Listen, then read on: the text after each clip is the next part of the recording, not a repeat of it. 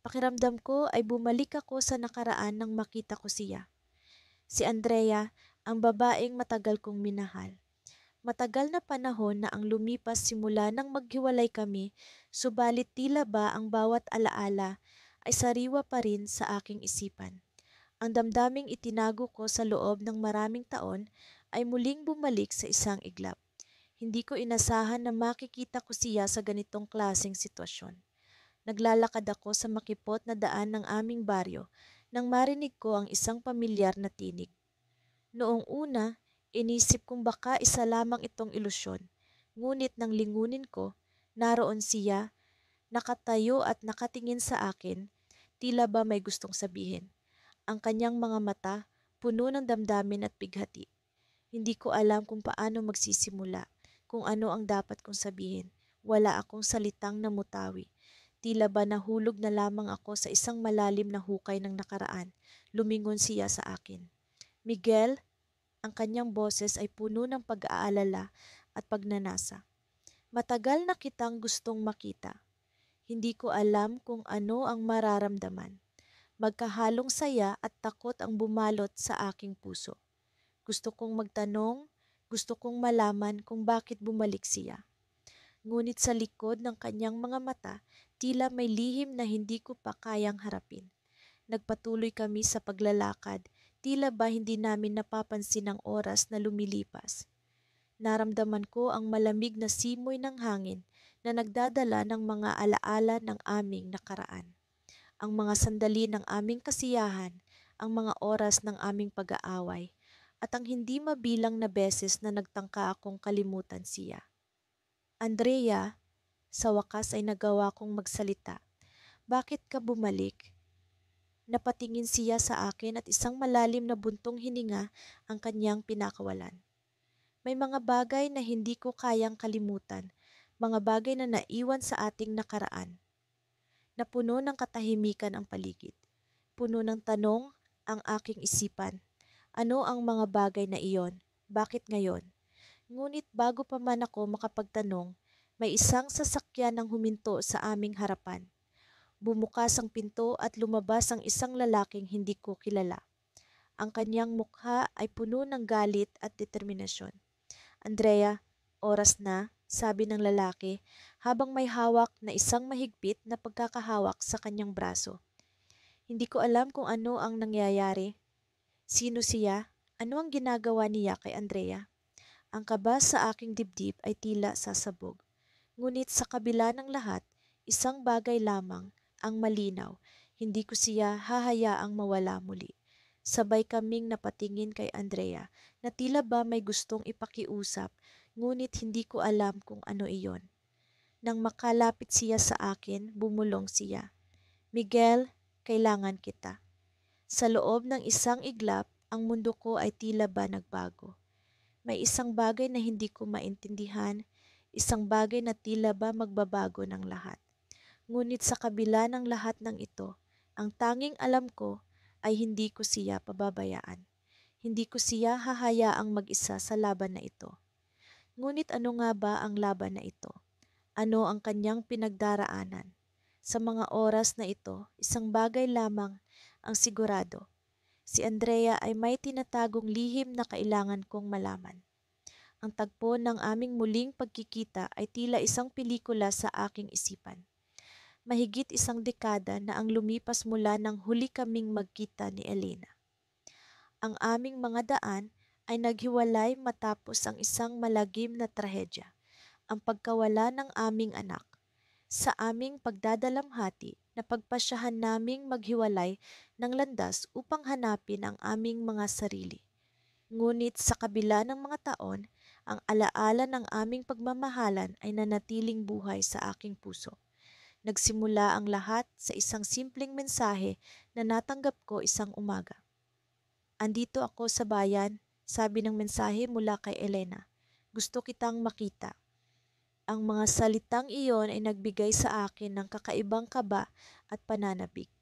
Hindi ko inakalang darating ang araw na ito, ang araw na magkikita muli ang aming mga mata matapos ang lahat ng sakit at luha.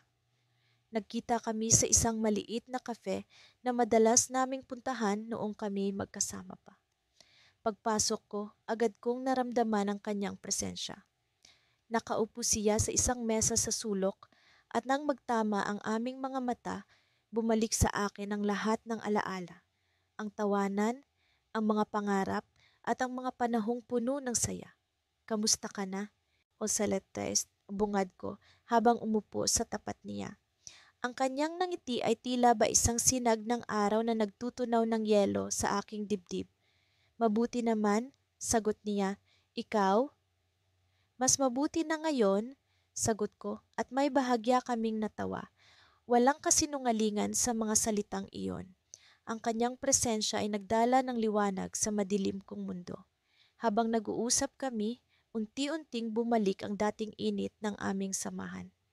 Ikinuwento niya ang kanyang mga pinagdaanan sa mga nagdaang taon, ang mga lugar na kanyang napuntahan, ang mga taong kanyang nakilala, at kung paano siya unti-unting bumangon mula sa sakit ng nakaraan. Ako naman ay nagbahagi rin ng aking mga karanasan, ang mga paglalakbay na naging saksi sa aking paghilom. Walang bahid ng hinanakit o galit sa aming pag-uusap.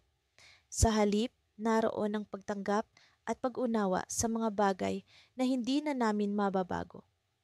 Unti-unti, mula sa mga piraso ng aming mga sugatang puso, muling nabuo ang isang koneksyon na dati naming pinangarap. Naalala mo pa ba yung lugar sa gilid ng ilog? Tanong niya bigla habang nagmumuni-muni kami sa aming alaala.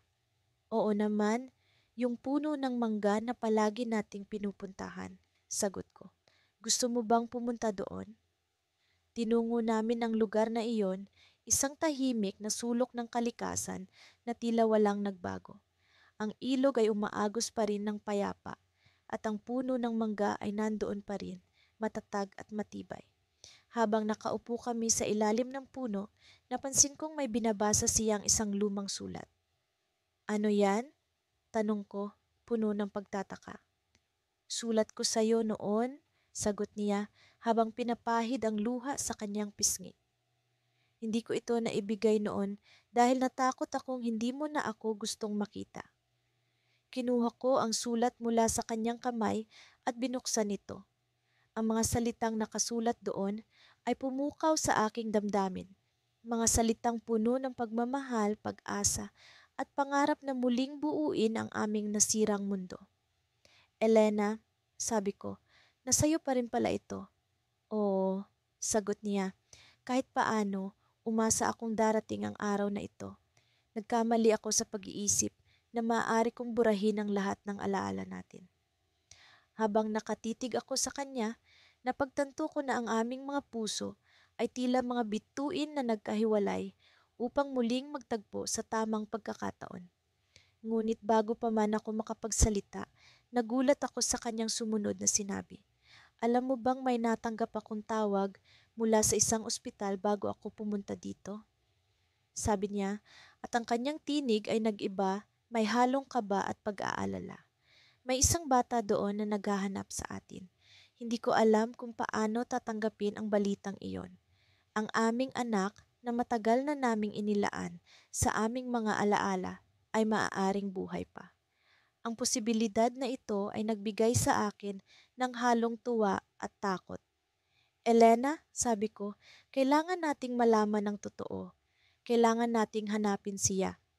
Sa aming pagkakatitig, naramdaman ko ang muling pag-usbong ng pag-asa. Ang aming kwento ay hindi pa pala tapos at ang bagong kabanata ng aming buhay ay nagsisimula pa lamang. Ngunit sa kabila ng lahat, isang tanong ang bumabagabag sa akin.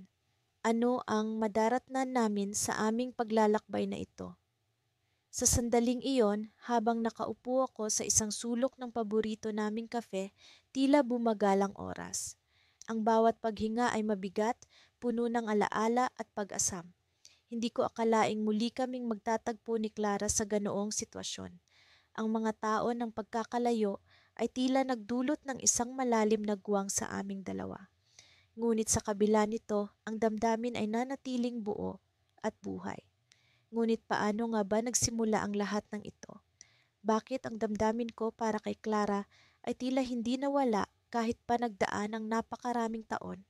Minsan iniisip ko, ang mga pusong nagmamahalan ba ay may sariling oras at panahon upang magtagpo muli? Lumapit siya sa akin at sa unang pagkakataon bumungad sa akin ang kanyang mga mata na puno ng mga kuwento ng saya at bighati, ng mga pagkatalo at tagumpay. Ang kanyang ngiti ay tila hindi nagbago, ngunit mayroong isang bagay na bago, isang bagay na hindi ko mawari. Kamusta ka na, Leo? Bungad niya. At sa simpleng tanong na iyon, tila bumalik lahat ng alaala ng aming nakaraan. Ang mga tawanan, ang mga kasawian, at ang mga pangarap na sabay naming binuo. Maayos naman, sagot ko. Bagamat ang totoo'y hindi ko alam kung ano ang nararamdaman ko. Ikaw, kamusta ka? Ngumiti siya, ngunit may bakas ng lungkot sa kanyang mga mata. Maraming nagbago, Leo, pero masaya akong makita ka ulit. Naupo siya sa harap ko at agad naming naramdaman ang kakaibang koneksyon na tila hindi nawala kahit kailan. Ngunit may isang tanong na umuukil-kil sa aking isipan. Ano ang nagdala kay Clara pabalik sa aking buhay? Ano ang nangyari sa mga taon ng aming pagkakalayo? Habang nag-uusap kami, ibinahagi niya ang kanyang mga pinagdaanan, ang mga pagsubok na hinarap niya sa ibang bayan, ang mga bagong karanasan na nagpalawak sa kanyang pananaw, at ang pighating dulot ng pag-iisa. Hindi ko maiwasang makaramdam ng kirot para sa kanya. Ang Clara na kilala ko noon ay puno ng sigla at pag-asa. Ngayon, siya'y tila may bitbit na bigat na hindi ko maipaliwanag. Naalala mo ba noong huli tayong nagkita? Tanong niya at sa sandaling iyon, bumalik sa akin ang alaala ng huling gabi namin bago siya umalis. Ang mga salitang hindi nasabi, ang mga damdaming hindi na ipahayag. Oo, naaalala ko pa, sagot ko, habang pilit na inaalala ang bawat detalye ng gabing iyon. Pinangako ko sa sarili kong hindi kita kalilimutan. At sa kanyang mga mata, nakita ko ang tila isang lihim, isang bagay na hindi niya masabi. May gustong sabihin si Clara, ngunit tila hinahadlangan siya ng isang hindi nakikitang pader. Leo, panimula niya, ngunit biglang nag-ingay ang kanyang telepono, tanda ng isang mensaheng natanggap. Napatingin siya rito at agad na bumakas ang pag-aalala sa kanyang mukha. Pasensya na, Leo. Kailangan ko munang umalis, sabi niya. At sa isang iglap, nagbago ang lahat. Tumayo siya at bago pa man ako makapag-react, nagmamadali siyang lumabas ng kafe, dala ang kanyang bag at ang mga lihim na hindi pa niya na ibabahagi. Naiwan akong nag-iisa, puno ng katanungan at pag-aalala. Ano ang nangyari kay Clara? Ano ang dahilan ng kanyang biglaang pag-alis? Sa kabila ng lahat, ang aking puso ay patuloy na umaasa na muli kaming magtatagpo, na sa susunod ay wala ng mga lihim na hahadlang sa aming dalawa. Habang nakaupo ako roon, tinitingnan ng pintuan kung saan siya lumabas, may isang tanong na hindi maalis sa aking isipan. Saan nga ba patungo ang aming kwento? At sa likod ng tanong na iyon, isang pag-asam na sanay, ang aming mga pusong minsang nagtagpo ay hindi na muling magkakalayo. Sa kabila ng lahat, nananatili ang pag-asa sa aking puso. Ngunit ang isang bagay ay malinaw. May darating na pagbabago, isang bagay na hindi ko pa lubos na maunawaan. Sa hinaharap na hindi tiyak, isa lang ang alam ko. Ang kwento namin ni Clara ay hindi pa nagtatapos. Ang tunog ng mga alon na humahampas sa dalampasigan ay tila musika sa aking pandinig habang naglalakad ako sa pampang. Kinakapa ang lamig ng buhangin sa ilalim ng aking mga paa. Ang araw ay papalubog na at ang kanyang mga sinag ay nagpapakita ng magkahalong kulay ng kahel at pula sa kalangitan. Naiisip ko ang mga araw na magkasama kaming naglalakad dito ni Clara, hawak ang kamay ng isa't isa habang walang ibang iniisip kundi ang kasalukuyan. Ngunit ang mga alaala ay tila sumabog sa hangin at naglaho sa isang iglap na parang bula. Matapos ang pagsubok na pinagdaanan namin, hindi ko lubos akalain na muli kaming magkikita. Parang kahapon lamang nang mangyari ang trahedya na bumago sa lahat. Ang sakit, bighati at pagkalito ay bumalot sa akin at sa kanya rin. Pareho kaming nawala sa isa't isa at sa loob ng mahabang panahon, iniwasan kong balikan ang mga alaala. Ngunit sabi nga nila, ang tadhana ay mas malakas kaysa sa anumang plano ng tao. Natigil ako sa aking pag-iisip nang may narinig akong yapak sa likuran ko. Sa unang pagkakataon, naramdaman ko ang presensya ni Clara. Hindi ko alam kung bakit, pero may kutob ako na siya iyon. Humarap ako at nakita ko siya, si Clara, ang babae na minsang naging sentro ng aking mundo. Nakatayo siya roon, ang hangin ay sinasayaw ang kanyang buhok at ang mga mata niya ay tila puno ng mga salaysay na hindi kayang ipahayag ng mga salita. Clara, sambit ko, na kahit sa aking sarili ay parang mahina ang boses. Hindi ko alam kung paano magsisimula. Napakarami kong gustong sabihin, ngunit natutunan ko na minsan ang katahimikan ng pinakamabisang paraan para magkaintindihan. Lumapit siya sa akin. Ang kanyang mga mata ay tila naglalakbay sa aking mga alaala. Hindi ko alam kung bakit ako nandito. Sabi niya, ang boses ay puno ng pag-aalinlangan at pag-asa. Pero alam ko, kailangan ko itong gawin. Naramdaman ko ang bigat ng kanyang mga salita. Nakatingin kami sa isa't isa at sa mga sandaling iyon, tila nawala ang lahat ng pighati. Parang kami lang ang tao sa mundo at ang mga alon ay nagiging saksi sa aming muling pagkikita. Maraming nagbago, Clara. Sabi ko na ang boses ay puno ng lungkot, ngunit ang pagmamahal ko sa iyo ay hindi naglaho. Ngumiti siya, isang giting puno ng kirot at pag-unawa. Hindi ko rin alam kung paano ko natagpuan ang lakas na harapin ka muli, pero alam kong hindi ito isang simpleng pagkikita. Nagpatuloy kami sa pag-uusap habang ang mga anino ng gabi ay unti-unting bumabalot sa paligid. Ang mga simpleng tanong at kasagutan ay tila nagbigay daan sa mga damdaming matagal nang naipon. Sa bawat salitang binibitawan namin, nararamdaman ko ang unti-unting paghilom ng sugat na minsang bumalot sa aming mga puso. Habang patuloy kaming nag-uusap, naramdaman ko ang pag-asang unti-unting bumabalik. Ngunit sa likod ng lahat ng ito, alam kong may isa pang bagay na kailangan kong malaman, isang katanungan na matagal ko nang itinatago sa aking isipan. Alam kong may dahilan kung bakit kami nagkahiwalay at kailangan kong malaman kung ano iyon para sa aming kapakanan. Sa isang iglap, natigil si Clara sa kanyang pagsasalita. Ang kanyang mga mata ay tila puno ng pag-aalala at pag-aalinlangan. May isang bagay akong kailangan sabihin sa iyo. Aniya, ang boses ay halos pabulong. Hindi ko alam kung ano ang nasa likod ng kanyang mga salita, ngunit ramdam ko ang bigat nito. Ano iyon, Clara? Tanong ko, puno ng kaba at pag-asam. Huminga siya ng malalim, tila binubuo ang sarili bago magsalita. Noong mga panahon na nagkahiwalay tayo, may isang lihim akong natuklasan. Sabi niya, ang boses ay puno ng emosyon. May taong gustong maghiwalay tayo at siya ang nasa likod ng lahat ng nangyari. Nagulat ako sa kanyang sinabi, sino ang taong ito? Bakit niya ginawa ito sa amin? Ang mga tanong ay nag-uumapaw sa aking isipan, ngunit bago ko pa man siya matanong, may naramdaman akong presensya sa likuran. Bigla akong natigil sa aking iniisip nang may dumating na isang hindi inaasahang bisita. Ang pagkakita ko sa kanya ay nagbigay ng kaba sa puso ko. Isang taong hindi ko inaasahan na makikita ko sa lugar na ito. Siya ang huling tao na inaasahan kong magbabalik sa aming buhay. Ang kanyang mga mata ay puno ng misteryo at pagnanasa. Siya ang dahilan ng lahat ng pighati at ngayon siya ay narito.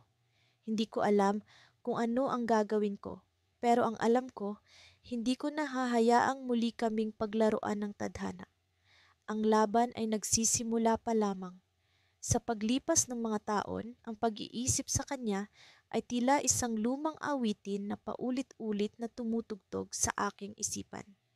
Ang bawat nota, ang bawat salita, ang bawat alala ay nagdadala ng saya at sakit na magkasama. Ang aming kwento ay puno ng mga pangarap na hindi natupad at mga pangakong napako. Ngunit sa kabila ng lahat, hindi ko pa rin maitatanggi ang katotohanang siya ang nag-iisang tao na tunay kong minahal. Nagising ako isang umaga na tila may kakaiba sa hangin. Hindi ko mawari kung ito ba'y amihan ng bagong simula o isang babala ng paparating na unos. Habang ako'y naglalakad sa tabi ng ilog na madalas naming pinupuntahan noon, naalala ko ang mga tawanan, ang mga kwentuhan, at ang mga pangarap na binuo namin sa ilalim ng mga bituin.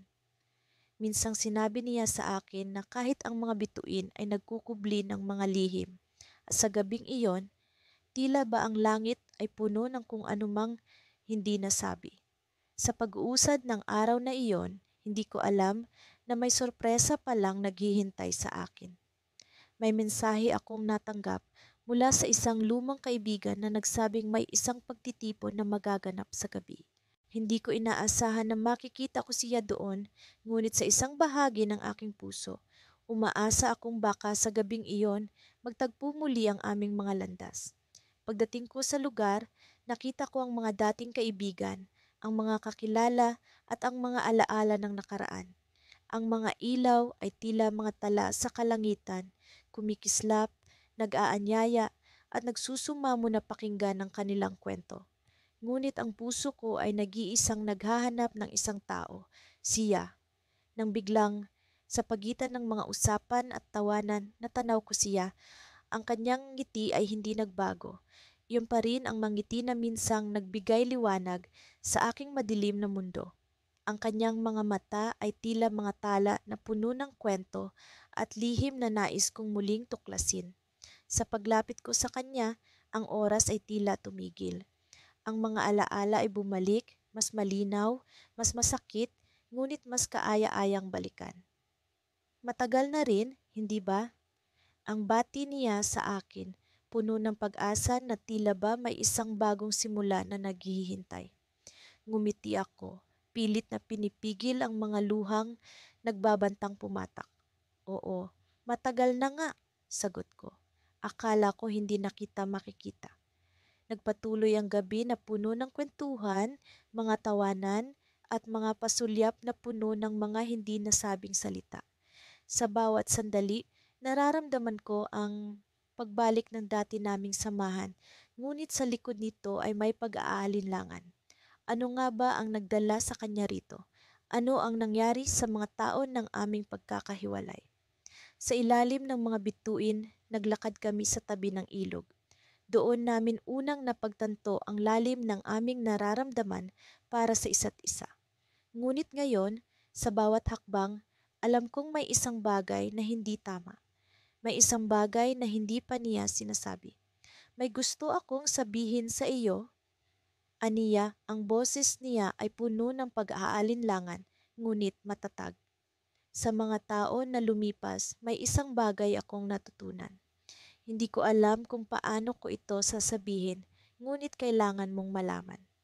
Tumigil kami sa paglalakad at tumingin siya sa akin. Ang kanyang mga mata ay puno ng damdamin. May anak ako, ang kanyang sabi.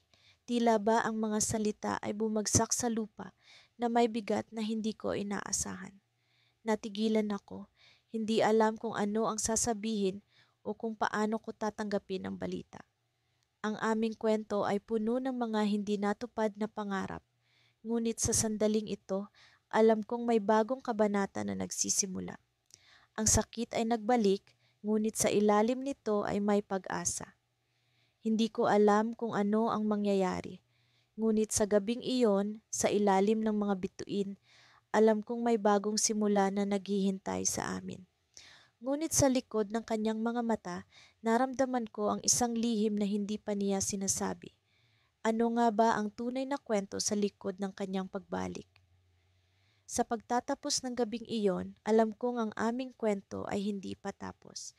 Ang mga bituin sa kalangitan ay nagkukubli ng mga lihim, at sa gabing iyon, ang aming mga pusong nagtagpo muli ay puno ng pag-asa at bighati na hindi ko pa lubos na nauunawaan. Sa mga araw na lumipas, unti-unti kong nararamdaman ang pag-aalinlangan sa aking puso. Matagal ko nang hindi nararamdaman ang ganitong pagkalito. Si Clara, ang babaeng nagbigay sa akin ng pag-asa at ligaya, ay muling nagbalik sa aking buhay. Sa kanyang mga mata, may mga kwentong hindi pa naisusulat, mga pag-asang hindi pa natutupad. Sa bawat pag-uusap namin, tila may mga salitang hindi mabigkas, mga tanong na hindi matanong. Isang gabi habang nakaupo kami sa tabing dagat, naramdaman ko ang malamig na hangin na humahaplos sa aking pisngi. Naramdaman ko rin ang init ng kanyang kamay sa akin. Sa mga simpleng sandaling iyon, tila lumilipad ang aking isipan sa mga alaala ng nakaraan. Ang mga tawanan namin, ang mga lihim na tanging kami lang ang nakakaalam, at ang sakit ng pag-iwan niya sa akin ng walang paliwanag. Clara, bulong ko, puno ng pag-aalinlangan. Bakit ka bumalik? Tahimik siyang nakatingin sa akin. Ang kanyang mga mata ay puno ng damdamin na tila walang hangganan. Alam kong may nakatagong pighati sa likod ng kanyang mga ngiti. Ang katahimikan sa pagitan namin ay tila nagsisigaw ng mga salitang hindi namin kayang sabihin. James, hindi ko alam kung saan magsisimula. Sagot niya, ang kanyang tinig ay puno ng pag-aalala. Ngunit naiintindihan ko na kailangan kong bumalik. Kailangan kong ayusin ang mga nasira sa pagitan natin. Sa kanyang mga simpleng salita, naramdaman ko ang bigat ng kanyang pighati. Alam ko na maraming taon ang nasayang sa pagitan namin. Mga taon na puno ng pananabik at pag-aalala. Ngunit sa kanyang pagbabalik, nararamdaman ko ang pag-asa na maaari naming buuin muli ang aming kwento. Habang naglalakad kami sa tabing dagat, ikinuwento niya ang kanyang mga pinagdaanan, ang mga pagsubok na kinaharap niya, ang mga desisyong ginawa niya. Sa bawat kwento, nararamdaman ko ang sakit na kanyang dinanas, ang mga sakripisyong kanyang ginawa para sa kanyang sarili at sa amin. May mga bagay na hindi ko kayang sabihin noon, James. Wika niya habang nakatingin sa malayo. May mga bagay na pinili kong itago dahil sa takot. Ngunit ngayon, nararamdaman ko ang lakas na kailangan ko upang harapin ang mga iyon. Sa kanyang mga salita, naramdaman ko ang pag-aalinlangan na unti-unting nawawala. Alam kong mahalaga sa kanya ang pag-aayos ng aming nakaraan. Sa kanyang pagbabalik, nararamdaman ko ang pagmamahal na minsang nawala at muling nagbabalik. Ngunit sa kabila ng mga pagbabagong ito, isang tanong ang patuloy na bumabagabag sa akin. Ano ang tunay na dahilan ng kanyang pagkawala? Alam kong may mas malalim na kwento sa likod ng kanyang mga mata, isang kwento na hindi pa niya naibahagi sa akin. Habang naglalakad kami pabalik sa kota, naramdaman ko ang kakaibang damdamin. May mga alaala na tila bumabalik, mga alaala na hindi ko alam kung saan nagmula. Ang mga ito ay puno ng pighati, puno ng takot. Nang makarating kami sa kotse, bigla kong naramdaman ang bigat ng mga alaala na iyon. Nagulat ako sa aking nakita. Sa likod ng kotse, may isang lumang kahon. Matagal ko nang hindi nakikita ito. Sa loob nito, may mga lumang litrato, mga sulat at isang diary. Ang diary na iyon ay pag-aari ni Clara. Ang mga sulat ay mula sa kanya. Hindi ko maalala kung saan ko ito nakuha. James, ano ito? Tanong ni Clara. Ang kanyang muka ay puno ng pagtataka. Alam kong hindi ko ito maipapaliwanag ng basta-basta. Ngunit ang diary na iyon, ang mga sulat, ay tila nagsisigaw ng katotohanan na hindi ko matandaan. Sa pagbukas ko ng diary, bumungad sa akin ang mga salitang punong-puno ng emosyon. Ang mga ito ay kwento ng kanyang pagkawala, ng kanyang mga pinagdaanan at ng dahilan ng kanyang pag-alis. Sa mga pahina nito ay nakasulat ang kwento ng isang lihim na pag-ibig, ng isang pangakong binitiwan bago siya umalis, Ngunit sa dulo ng diary, may isang pangungusap na bumagabag sa akin. Isang pangungusap na tila nagpapaliwanag ng lahat, ngunit hindi ko lubos na maunawaan. James, may mga bagay na hindi mo alam. Mga bagay na hindi mo na dapat malaman. Sa sandaling iyon, naramdaman ko ang bigat ng kanyang pighati. Alam kong may mga bagay na hindi ko kayang intindihin. Ngunit ang tanong na bumabagabag sa akin ay, ano ang mga bagay na iyon? Bakit tila may mga alaala na bumabalik ngunit hindi ko maalala kung saan nagmula? Sa kanyang mga mata, naramdaman ko ang takot at pag-aalala.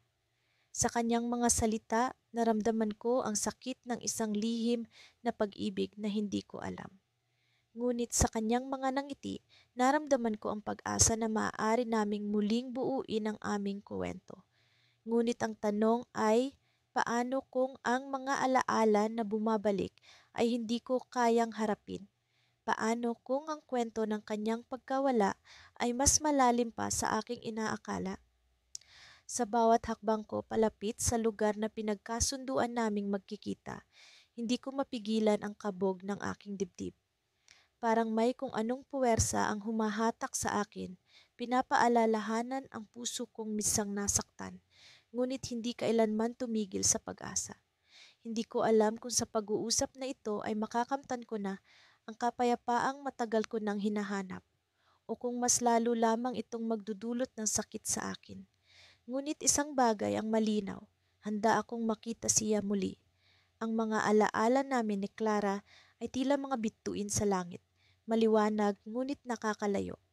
Nagsimula ang lahat sa isang simpleng pagkikita sa isang tindahan ng libro, kung saan parehas kaming humanga sa parehong nobela. Mula noon, nag-umpisa ang kwento ng dalawang pusong, unti-unting nagtagpo, nagmahal at nagkaintindihan. Ngunit ang buhay ay hindi laging patas. Isang trahedya ang dumating sa aming buhay na nagdulot ng pighati sa aming dalawa. Ang pagkawala ng kanyang ama ay naging mabigat na pasanin para sa kanya, at sa kabila ng lahat ng pagsisikap ko, hindi ko siya nagawang samahan sa panahong iyon ng kadiliman. Umabot sa puntong kinailangan naming maghiwalay, at sa ilang buwan na lumipas, nawalan kami ng komunikasyon. Ang sakit ng paghihiwalay na iyon ay hindi maipaliwanag, ngunit alam kong kailangan naming magpahinga. Halos bawat araw, iniisip ko kung ano na ang kalagayan niya, kung paano siya nagpatuloy, at kung may puwang pa rin ba ako sa kanyang buhay. Ngunit ngayon, narito ako, naglalakad patungo sa isang parke na puno ng mga bulaklak, na mistulang simbolo ng bagong simula. Hindi ko alam kung paano ako mag-uumpisang muli, ngunit alam kong kailangang ipahayag ko ang lahat ng nararamdaman ko. Sa kabila ng takot at pangamba, determinado akong ibalik ang kahulugan ng aming nakaraan, ang pag-asang maaaring magbunga ang aming kwento ng isang mas magandang kinabukasan. Nang marating ko ang lugar, nakita ko na siya sa isang bench na malapit sa isang malaking puno. Suot ni Clara ang isang simpleng damit na puti, ang kulay na madalas niyang suotin noong kami ay magkasama. Nag-aalinlangan ang bawat hakbang ko palapit sa kanya. Ngunit sa sandaling nakita ko ang kanyang mga mata, tila nawala ang lahat ng takot sa aking dibdib. Clara, bungad ko, hindi sigurado kung paano siya babatiin. Mark, sagot niya, may halo ng pag-aalala at saya sa kanyang tinig. Salamat sa pagpunta. Umupo ako sa tabi niya at ilang sandali kaming nanatiling tahimik, pinagmamasdan ng mga dahon ng puno na unti-unting nalalaglag sa lupa. Maraming tanong ang bumabagabag sa aking isipan, ngunit hindi ko alam kung paano sisimulan ang usapan. Sa kabila ng lahat, isang bagay ang gusto ko, ang malaman kung may pag-asa pa ba kami. Clara, alam kong hindi naging madali para sa iyo ang lahat. Simula ko, pilit na hinahanap ang tamang mga salita. At alam kong nagkulang ako noong kailangan mo ako, pero handa akong bumawi kung bibigyan mo ako ng pagkakataon. Nagulat ako nang makita ko ang mga luha sa kanyang mga mata. Mark, hindi mo alam kung gaano kahirap ang mga buwan na lumipas. Sagot niya, Ang tinig niya ay punong-puno ng emosyon. Pero alam ko rin na hindi mo kasalanan. Lahat tayo ay nagdadalamhati sa iba't ibang paraan. Hindi ko alam kung ano ang sasabihin. Ang simpleng pag-amin na iyon ay parang isang piraso ng liwanag sa madilim na kwarto. Pero bago pa man ako makapagsalita, nagpatuloy siya. May isang bagay akong kailangan mong malaman, sabi niya, at naramdaman ko ang bigat ng kanyang mga salita. May nangyari noong mga buwan na hindi tayo nagkausap. Biglang bumilis ang tibok ng puso ko, hindi dahil sa kaba, kundi sa pag-asam sa kung ano ang susunod niyang sasabihin. Ngunit bago pa man siya makapagpatuloy, isang tawag ang dumating sa kanyang telepono. Kitang-kita ko ang pag-aalala sa kanyang mukha habang sinasagot niya ito. "Oo, nandito na ako," sabi niya sa linya at pagkatapos ay nagpaalam sa kausap. "Kailangan ko munang umalis, Mark, pero magkikita tayo ulit, pangako." Tumayo siya at naglakad palayo, iniwan akong puno ng tanong at pag-aasam. Ano kaya ang nangyari sa mga buwan na iyon? Ano ang kailangan niyang sabihin sa akin? Habang pinagmamasdan ko ang kanyang papalayong anyo, isang bagay ang malinaw sa akin. Ang kwento namin ay hindi patapos. Sa likod ng pighati at pag-aalinlangan, may pag-asa pa rin para sa aming dalawa. At sa sandaling iyon, alam ko, hindi ito ang huling kabanata ng aming kwento. Sa paglipas ng mga taon, ang mga alaala ng aming naunsyaming pagmamahalan ay patuloy na bumabalik sa akin. Ang mga araw na punong-puno ng saya at ang mga gabing puno ng pangarap ay tila mga anino na naglalakad sa likod ng aking isipan. Sa bawat hakbang ko sa buhay, hindi ko maalis ang tanong, paano kung hindi kami nagkahiwalay? Paano kung hindi nagkaroon ng matinding pighati ang aming mga puso? Isang umaga, habang naglalakad ako sa paborito naming parke, nadama ko ang malamig na hangin na tila bumabalot sa akin ng mga alaala. Dito namin unang naramdaman ang kapwa-tibok ng aming mga puso, ang unang pagkakakilanlan na mayroong lalim ang aming damdamin. Sa kabila ng lahat ng nangyari, hindi ko maikakaila na ang parke ay naging saksi sa aming pag-iibigan. Sa pagupo ko sa aming paboritong bangko, biglang may nagpakita sa aking harapan. Siya, si Angela, ang babaeng nagkaroon ng pinakamalalim na puwang sa aking puso. Hindi ko inaasahan na muli kaming magkikita sa ganitong pagkakataon. Ang kanyang mga mata ay puno ng emosyon, para bang may gustong ipahiwatig na hindi kayang sambitin ng kanyang mga labi. Nag-alangan ako, ngunit hindi ko na pinigilan ang paglapit sa kanya. "Angela?" Tanong ko, na puno ng pagdududa at pag-asa. Hindi ko alam kung tama bang tawagin ang kanyang pangalan, ngunit sa kasalukuyan, tila ito na ang nag-iisang tama sa lahat ng mali. Ngumiti siya, isang nangiti na puno ng kirot at lungkot, ngunit may bahid ng pag-asang hindi ko maipaliwanag. "Lucas," sagot niya, ang kanyang boses ay tila isang melodiya na matagal kong hindi narinig. Hindi ko alam kung paano sisimulan ang pag-uusap, ngunit sa kabila ng aking pagkalito, isang bagay ang naging malinaw sa akin. Hindi pa huli ang lahat. May pagkakataon pa upang ipahayag ang lahat ng hindi nasabi, ang lahat ng nadarama na matagal ng kinimkim. Kaya't sinimulan ko ang paglalakbay ng mga salita, umaasang magkakaroon nito ng tamang landas. "Matagal na rin, hindi ba?" Wika ko, sinusubukan kong gawing magaan ang sitwasyon. Ngunit sa kabila ng lahat, hindi kayang itago ng aking mga mata ang pagnanasa kong muling makasama siya. Tumango siya, ngunit hindi umimik. Tila may bumabalot na takot sa kanyang puso, ngunit may kakaibang determinasyon sa kanyang mga mata. "Hindi ko inakala na magkikita tayong muli dito." "Anya, bakit ka nandito ngayon?"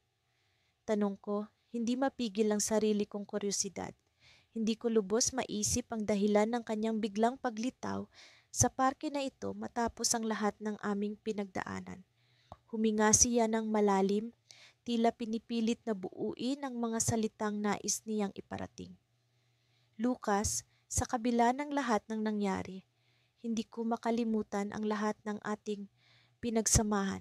Ang pighati ay bumalot sa akin ng matagal. Ngunit ngayon gusto kong malaman kung may pag-asa pa sa ating dalawa. Ang kanyang mga salita ay tila isang musika sa aking pandinig. Ang pag-asa na matagal kong hinintay ay tila nagkakaroon ng katuparan.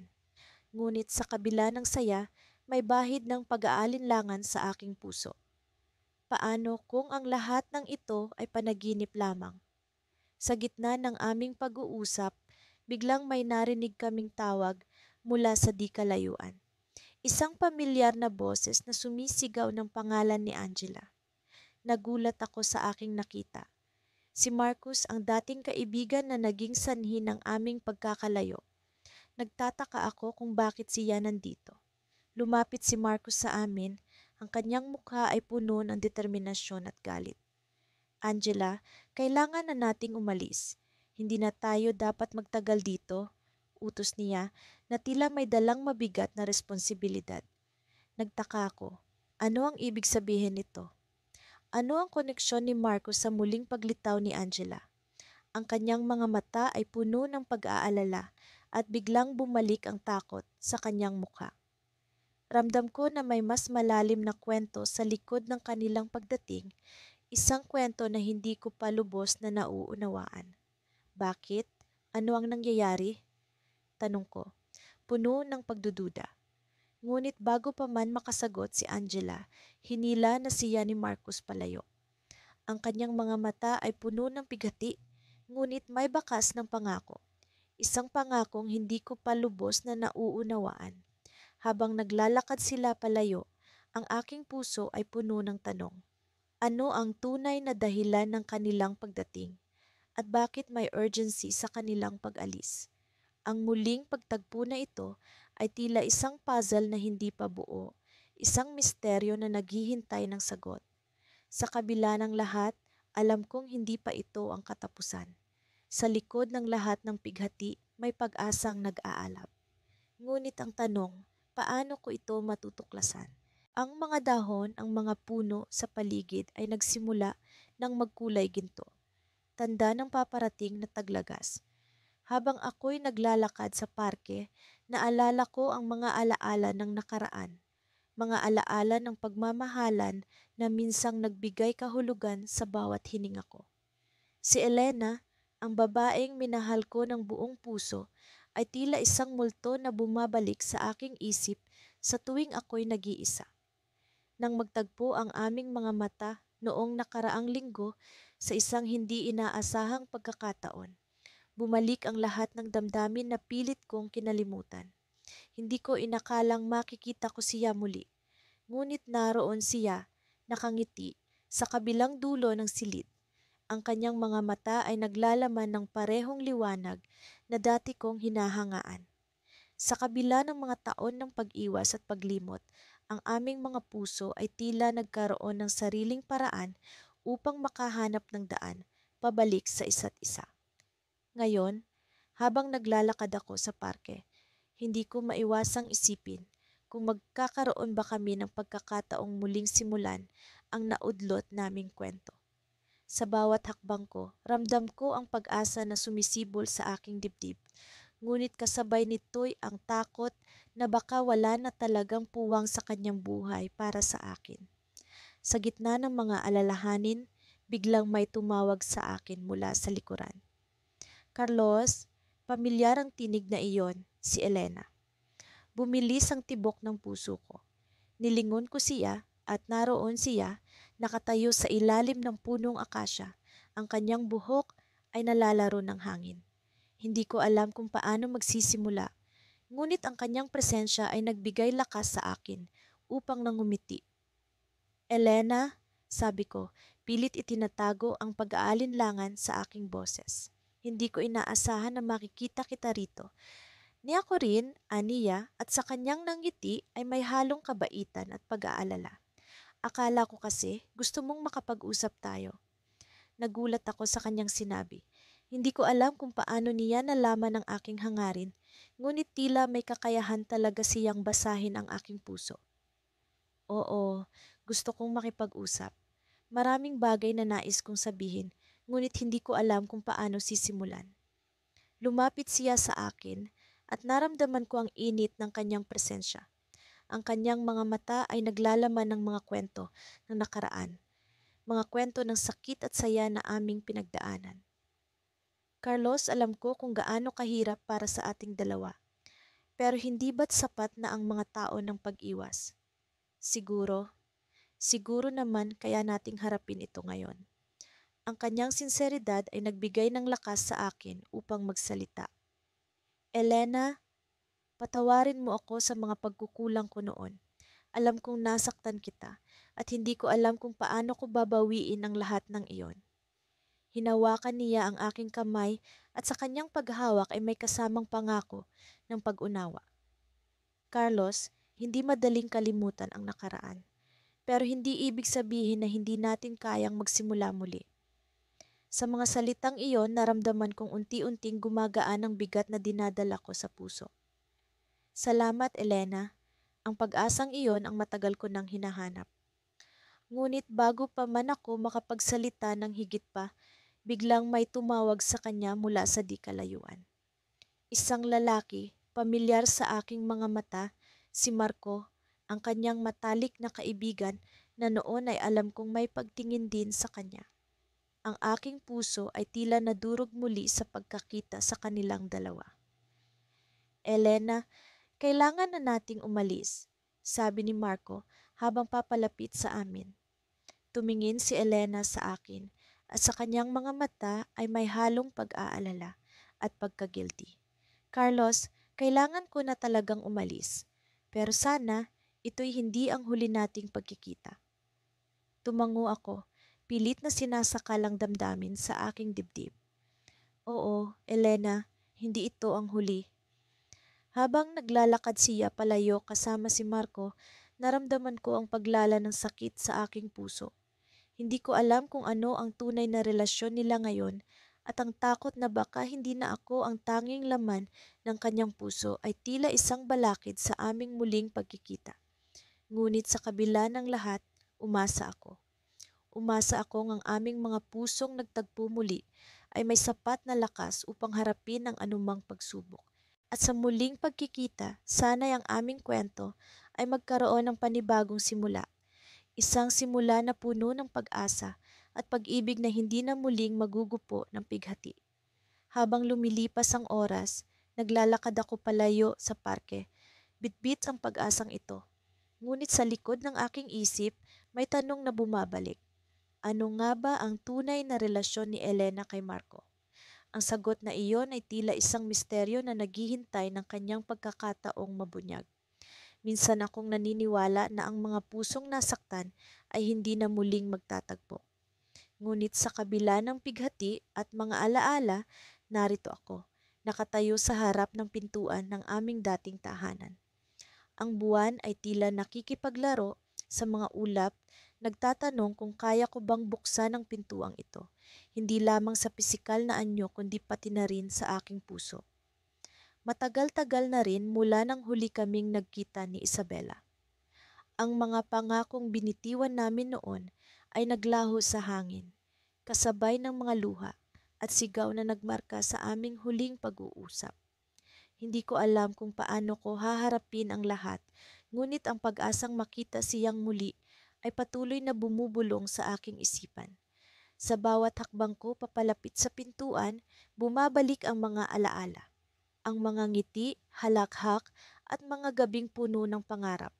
Ngunit kasabay ng mga ito ay ang sakit ng pagkakahiwalay, ang hindi pagkakaintindihan, ang mga panunumbat at ang matinding pighati na bumalot sa aming dalawa. Sa wakas narating ko ang pintuan.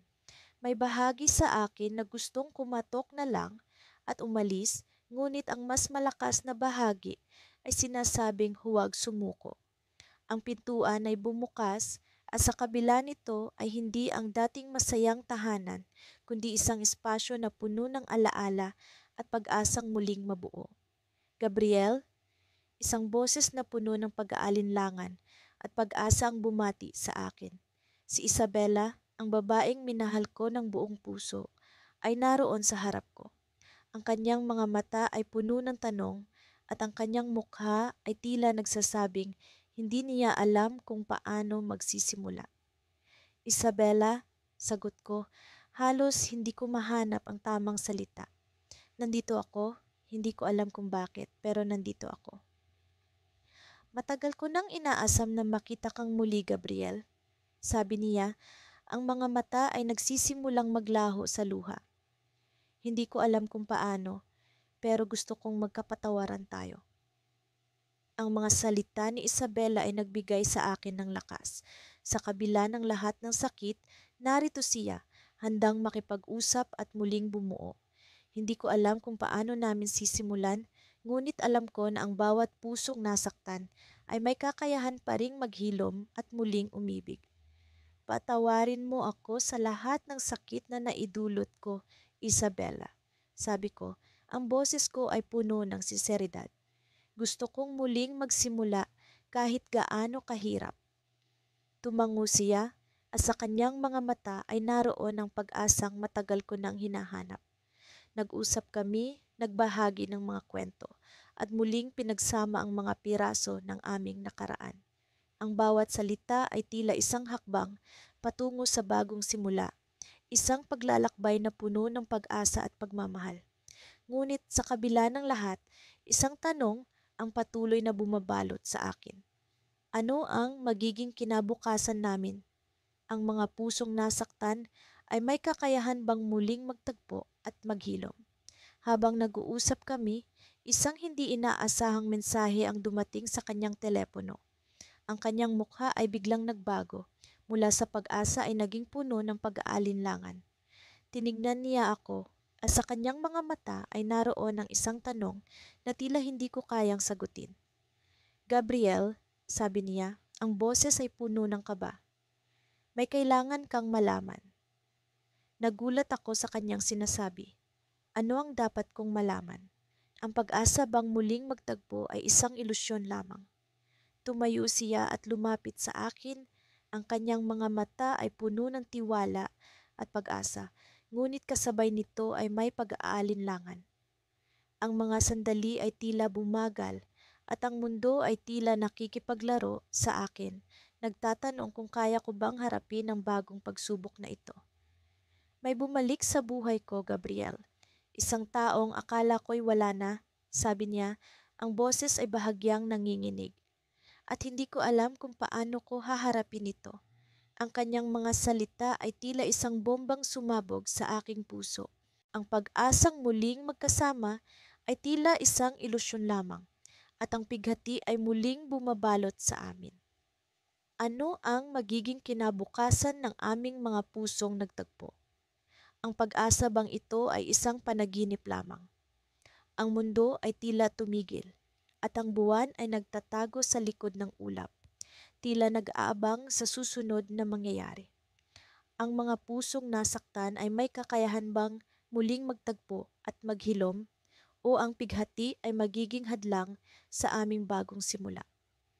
Isang malalim na paghinga ang aking ginawa at sa kabila ng lahat, alam kong ang pag-ibig ay hindi sumusuko. Ang mga pusong nasaktan ay may kakayahan pa ring maghilom at sa pag-asang ito, handa akong harapin ang anumang pagsubok na darating. Ngunit sa ngayon, ang tanong na bumabalot sa akin ay tila walang sagot.